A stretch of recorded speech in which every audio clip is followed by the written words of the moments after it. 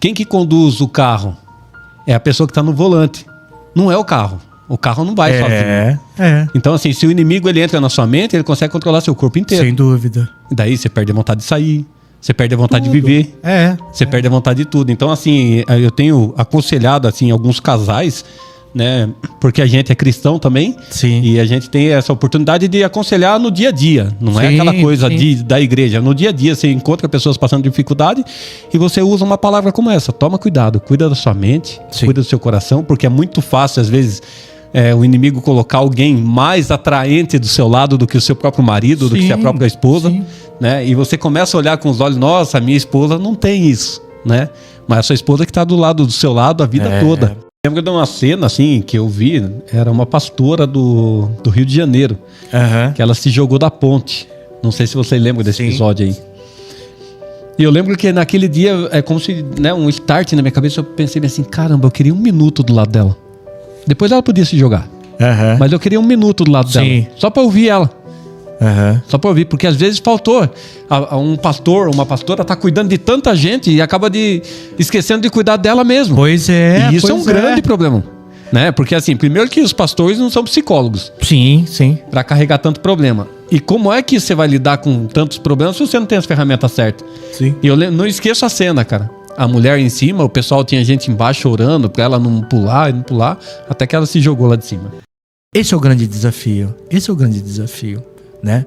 De você conseguir melhorar essa tua percepção. E a gente precisa de muitas coisas.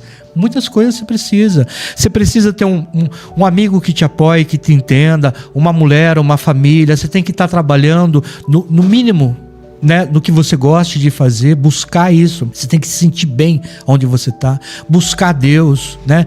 Teve uma época da minha vida que eu briguei com Deus, falei, não quero saber mais disso aí não. E foi muito bom. Deus, ele é tão maravilhoso, que ele ensinou eu na minha vida sem nenhuma palavra, né? Permitindo que eu acertasse e errasse, e quando eu errasse eu volto lá para ele e falo, olha, então, eu não tenho essa capacidade.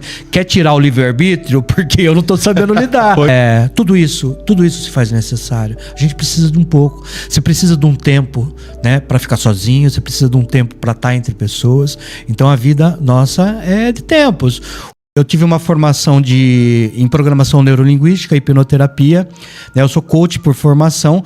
E por que eu fiz essa formação? Por conta de eu passar pela depressão, de eu passar por tentativas de suicídio, automutilação, tudo isso que eu questionava, eu vivi. O que para mim antes era atribuído a uma pessoa que queria chamar atenção, uma pessoa que estava na moda.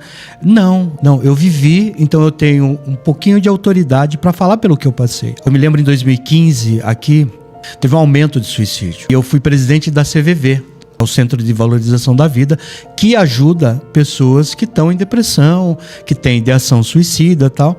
O que a gente aprende muito e usa muito na CVV é a escutativa. Hoje, todo mundo precisa falar, quer externar, mas não tem quem ouve. Então, às vezes, só de você ouvir a pessoa, ela esvazia um pouco o copo, repensa um pouco nas coisas que ela fala, e ela tem mais um fôlego para andar. Mas você identificar isso hoje, nessa geração muito rápida, é difícil. Você é isso, você é aquilo, você é isso, você é aquilo. E você começa a acreditar numa coisa que não partiu de você e você vai acumulando aquilo. Porra, será que eu sou mesmo? Você sabe que não é. Mas quando a dúvida entra, né? Aí é uma semente ruim. Sim, é uma semente ruim. Eu passo pela depressão. Há 2 semanas eu passei pela depressão. Fiquei 4 dias dentro de casa. Eu moro sozinho. E eu acredito que muita gente passa por isso. E muita gente nem sabe quem são os que estão passando. Sabe? Então, por falta disso, dessa percepção, né, muita gente acaba aí deprimindo, uma crise de ansiedade, um pânico. Infelizmente, às vezes acaba chegando aí em tomar uma decisão que não tem como voltar atrás e acaba atingindo diretamente 10, 15 pessoas. Exato.